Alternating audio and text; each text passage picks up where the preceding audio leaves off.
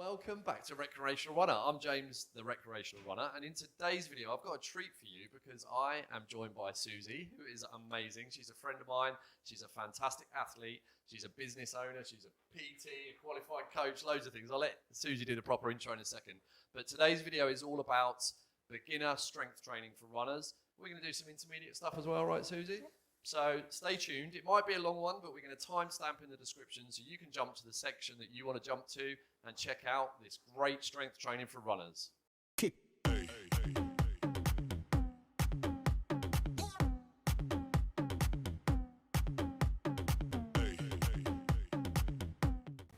Okay, so welcome back. Thank you very much. We've got Suzy. I'm going to let Suzy introduce herself to you and take the stage, Suzy. Go. Oh, thank you, James. So up until 5 years ago, I was a registered nurse, and then I started doing sports massage therapy because I really wanted to help athletes with their injuries.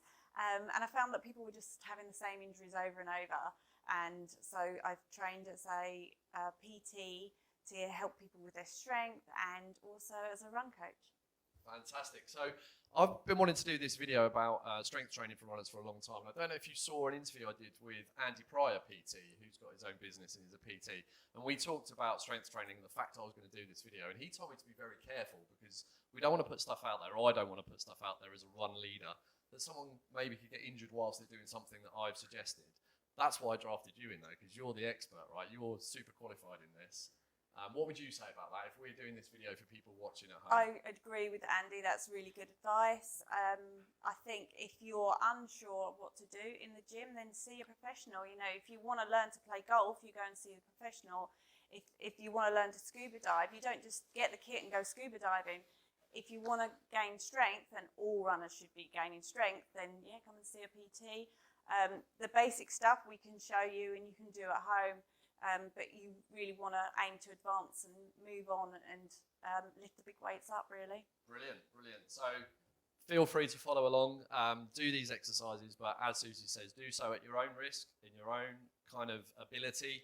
If there's anything wrong, you feel any aches or pains, then seek professional advice, right? Absolutely. Cool. So where do we start, Suzy? What's the first thing we should be doing and how often should we be doing it as well? Okay, I think start really, really simple. As runners, we're in single leg stance for less than a second, and yet most of us can't actually stand on one leg without being unbalanced. So that's where we're going to start. And I'd say, when should you be doing it? How often? As often as possible. At the moment, I'm standing out in a queue for Tesco's to get my shopping with everyone else, and I'm up on one leg. And this is just the simplest thing to do, and will make a really big difference. And I don't really care if you're Elliot Kipchoge or the brand new runner that's never done any running before. This is where it's at. So literally standing on one leg, knees straight. I would go for a running stance, kind of either in a mid stance position or a high knee position. Yeah. So then you're repatterning the brain as well to be in those positions. So how long do you hold that for? I would hold it while the kettle boils, or while I'm cleaning my teeth. But maybe you might want to start with 30 seconds. Barefoot or shoes off is the best position to be in. But if you're standing in the queue for Tesco's, probably don't take your shoes off. But yeah, I'd say that's got to be an essential for every runner. So getting that runner stance, balance, 30 seconds each leg. Do that as often as you can. You might want to start in front of the mirror first. So you want to set this really good posture. So you've got your ankles underneath your hips, your pelvis in neutral, kind of switched on through the middle. You want to extend this area between the hip and the rib. Shoulders go back and down, everything gets lifted. So you might want to do that in the mirror. Make sure like one leg's screwed in, so you're not going to dip in. You definitely don't want to train your brain to dip. Yeah. And then just come up onto one leg. Just hold it there. Hold it there. Hands on the hips, is that all right? You can do anything you want with your hands. You can be making your tea or cleaning your teeth with the other hand. Brushing teeth's a good one, actually. Yeah. I do practice calf raises and things like that whilst brushing teeth. Perfect. The point you made about having shoes off, that's because our toes are there to give us more balance, right? Yeah. And modern trainers can squeeze your toes up a bit too much. Yeah, I mean, again, that also comes down to the realm of... Excellent. Comes into the realms of strength training, really. Get your shoes off and walk around barefoot or with just a sock on as much as you can. Brilliant. Okay. So after that one, what would you suggest we should be doing next?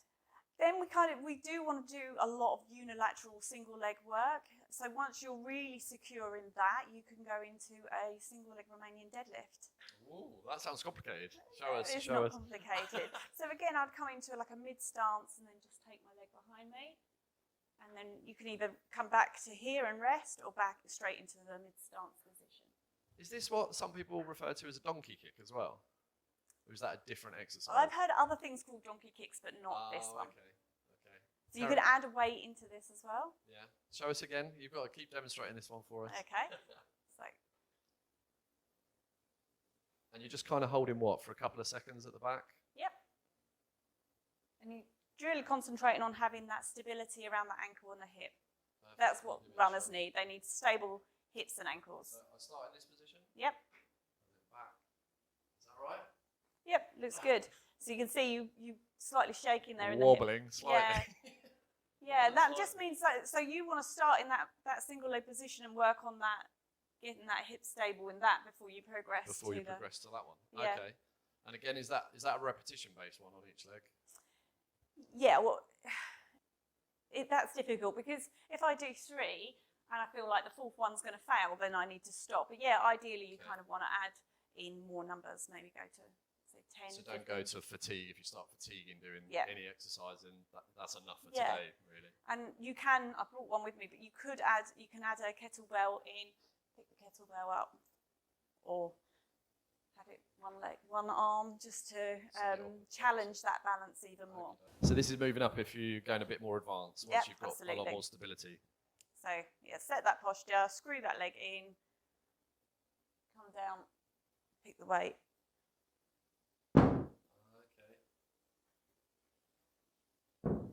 Brilliant. Okay, so we've got beginner there with just practicing the stability in running position. Give me the name of that one again. I've forgotten what that exercise is called. Single leg Romanian deadlift. Single leg Romanian deadlift, and then you can add in a weight once you get even better. Absolutely. Brilliant. Okay, brilliant. So next, what are we moving on to next, Suzy? Squat's a really good versatile exercise that you can start at one level and progress. So let's go through a squat. Again, we want to set that posture. This time feet are slightly wider than hip width. Okay. Pelvis in neutral, just stay braced through the middle and everything, the shoulders rolled back and everything pulled up. I want you to imagine that you've got 3 points of contact through your feet, big toe, little toe and heel. They're where you're going to be pushing through, and that you've got this piece of paper under your feet, and you're going to try and, as if you're tearing the paper with your feet. Okay, that way tracks your moving knees. Your feet outwards. Yeah, that's it. Perfect. So it tracks your knees outwards, because we definitely don't want knees coming in. That's bad news for everyone, particularly runners. And then we're going to sit back as if you're going to sit on the toilet. And then at the point where you feel your posture go and you feel yourself tip forward or your heels come up, that's the end of your squat, and then you need to come up. Okay, I'm going to do it this way, side on. We did do this a little while ago, and then my battery died, and Suzy pointed out my posture's not great, so you're going to check this now. Yeah, you just slightly tip forwards. Okay, that looks much better. That's because I'm aware of it, though. yeah, and you counterbalance some weight holding your hands out. Okay. So, yeah. There was one thing I was going to say about beginner squats. I saw on, I think it's on the NHS program that they did to combine with Couch to 5K. Yep. They recommend a beginner to use a chair, like you said. Imagine you're sitting on a toilet or a chair. Okay. To physically do it with the chair. Would you recommend that? So we call those box squats, and that just tells you, when you've got to the point. Okay. So and it would probably bring your squat a bit higher as well. Yeah, it is a good idea. It's sensible. Cool. I guess if you get tired, you could just fall into the chair as well. Right? That's the worst that's going to happen. What's wrong with that? Yeah. So you've got the beginner, then you've got the standard counterbalance out in front that you've just taken us through. You've got a more advanced version, though. I can tell because there's a kettlebell here still in front of you. We can add the weight, bring the legs in slightly, and do more of a goblet squat. Okay. What I really like to do with my athletes, so we can do this at home rather than going to the gym and picking the big weights up, is a bottom half goblet squat. Okay. And then, so what we always want to get is that feeling of, I can't really do another one, because that's when the magic happens in terms of strength training. Magic. And you can get the magic, and you can get this pretty quickly with the bottom half goblet squat. So I take my kettlebell, turn it upside down, hold it just about chest height, sink down, and there I'm in my bottom half, and I'm just going to pulse. Okay. And after about 4 or 5, I kind of already feel like I want to pop up again, so that you get that feeling quite early on. And where's that going to burn? Where are you going to feel that? You'll feel that in your glutes and quads. So glutes, that's just I'm reminded of things as we're doing this. Glutes is one of my weaknesses, I know it is, and that's where people can get a lot of injuries from weak glutes in runners, right? I was told when I saw a physio, it's because I sit on my butt all day in an office, basically, so I've got weak glutes. So this is key to... It's 21st century living. Human beings aren't really designed to sit down all day in cars, and from the age of 5, we send our children to school and they sit down, and I'm not judging anyone, I'm not saying anything's wrong, it's just how we live today. But human beings, that we're not adapted to sit down all day. So yeah, we show the signs of this lifestyle that we live. Brilliant. And all of these exercises so far have done a bit on the glutes anyway, haven't they? Yes, we're looking at core stability and core strength and glute stability, hip stability. Cool. What are we going to go for next? Should we progress the squat one more time? Yeah, and definitely. This time, if we look at a single leg Bulgarian split squat. There's more apparatus coming on the stage. You should ask me to do these things. Oh, sorry. I'm standing there like a spare part. So this time, I'm just going to balance one foot on the stool. Okay. Make a little step forward. Again, I'm going to be looking at that knee tracking out, and then I just come down into my split squat. And you'll see, so when we're doing strength training for runners, you want to get as close to the running action as possible. And you'll see this looks something like running. So you're using the arms in a bit of a running motion as well. So to progress this, I'm going to take the weight and start with the weight above the head and then come down into a kind of cross lateral. So I'm coming across my body.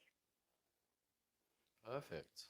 Okay. Now, I'm not going to attempt these because I know from what Suzy's already noticed with my standard squatting, I'm not up for these yet. I have done them before, though, when I used to do like a boot camp thing, and I was doing a lot more strength training. I did less running when I did that, though. Yeah. But yeah, I mean, that's the super advanced level. You want to be competent in one thing before you need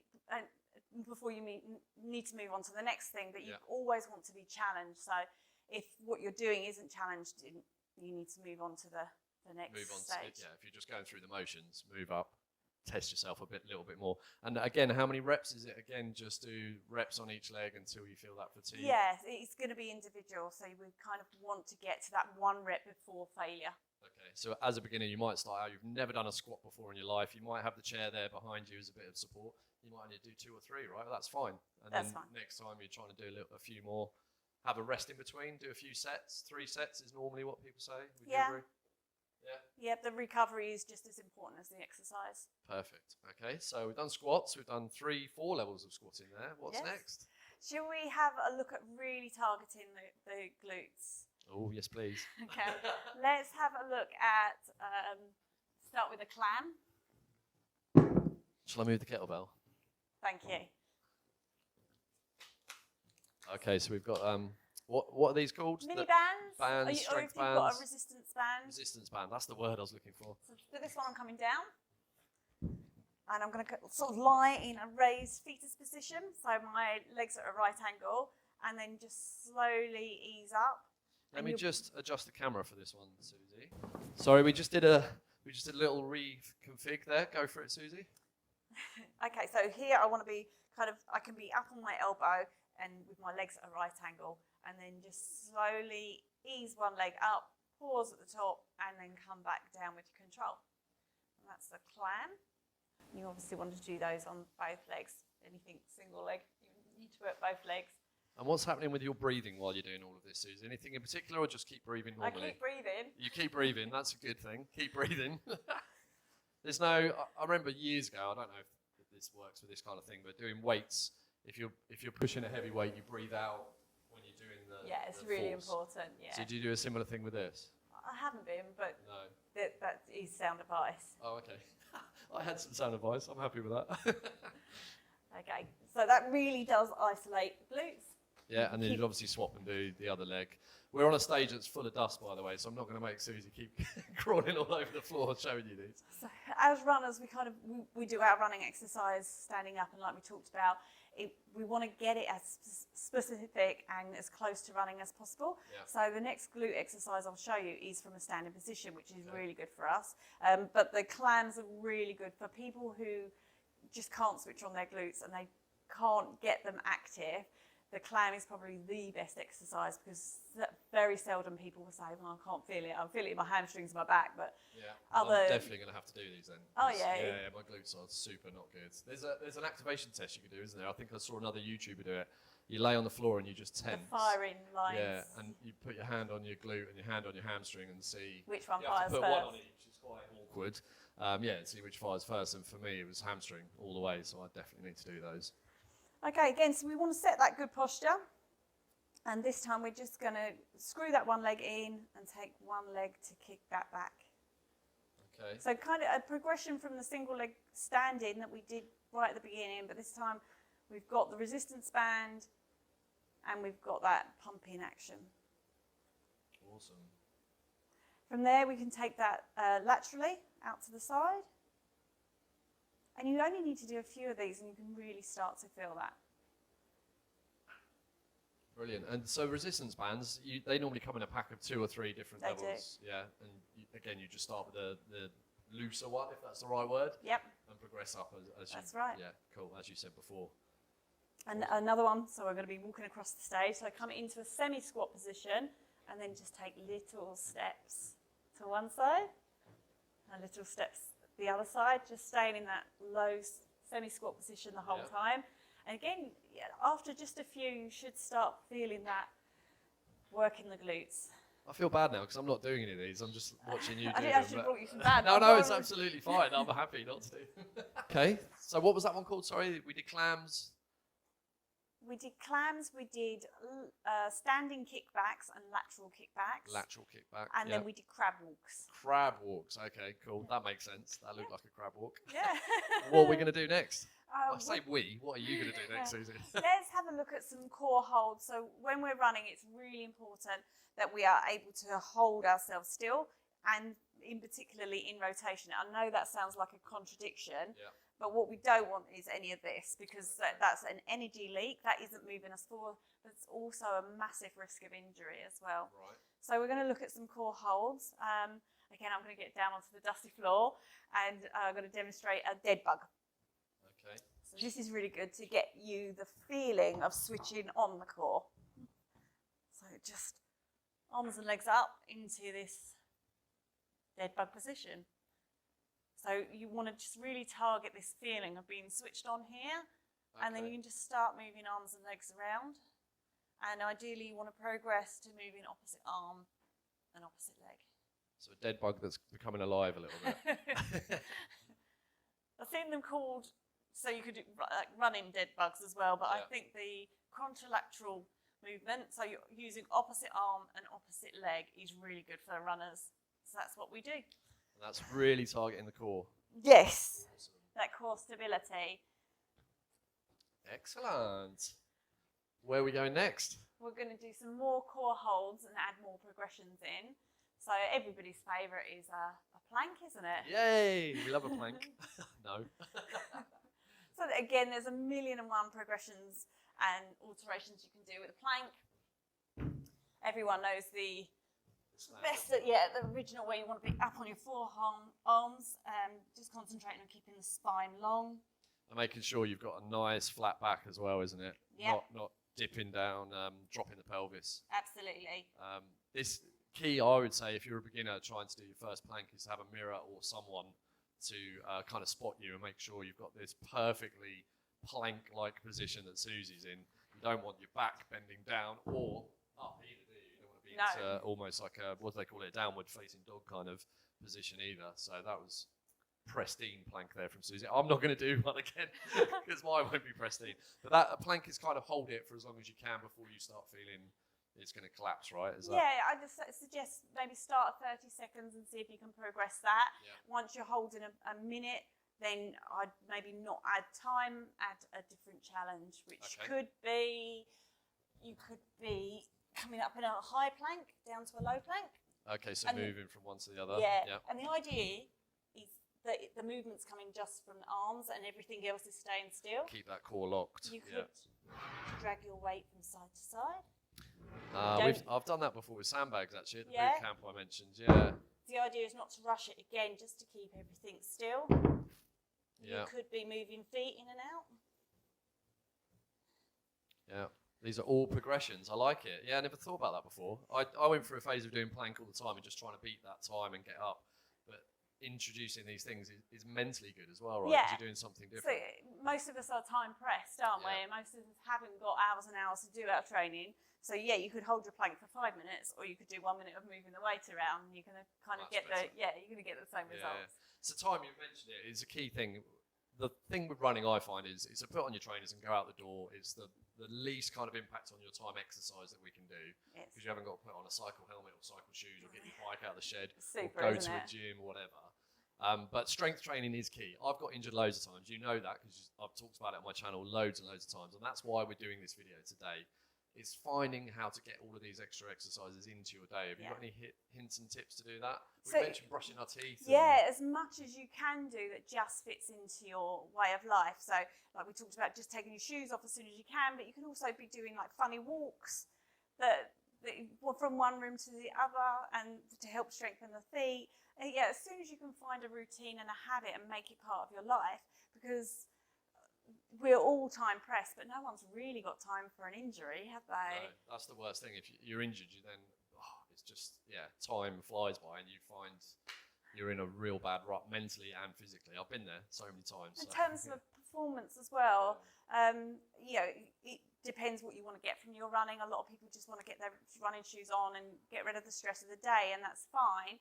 You still need to stay injury free, but a lot of people get a huge amount from increasing their performance, and so we propel ourselves forward by forcing the force we apply to the ground, and the greater that we can apply the force to the ground, the more efficient. Yeah, the faster you become. Makes sense. Yeah. I am smiling because I'm not doing any of these things right now, as you know that watch my channel, and I'm trying to think of ways I can do it. Cool. So moving on from our standard plank and all of the progressions you did there, there's some more planking. Side planking, is it? Side planking and V-sits or V-holds. Yep. Cool. So we come onto the side plank. Again, I want that similar position on my forearm. Raise the hips up, and I want to get that feeling of the long spine. These are really good for runners. Once you can hold that for a good 30 seconds or so, you could do some leg raises and knee lifts. And then you're working the core and the glutes all together. Lovely. And obviously you do that on the other side as well. Obviously. We have to point that out just in case you just do it on one side. Yeah. And the other one was a V-sit. So you want to start with your V-sits here, so you're kind of just balancing on your sitting bones. Oh, okay. I see what that's called, a V-sit. Yeah. You're making a V shape. And what did we talk about before? That we want to hold this core stability in rotation, so you can add a Russian twist. And then the progression for that is the Russian twist with a weight. So this weight's probably too much for me, because you can see I'm not able to hold my legs still. Yeah. That's how you know. You need to go back before you progress again. Degress, that's the word. Okay, with the magic of video, we've now got a ladder and a step on stage. Off you go, Suzy. We're going to do some calf raises. So, let's go for calf raises. So I kind of just want my toes balanced on the edge of the step. I'm just going to hold onto the ladder ever so lightly. I'm going to come up for 3 and all the way down for 3. Up for Make 3 sure seconds. I'm pushing through the big toe. And then I want to come onto one leg.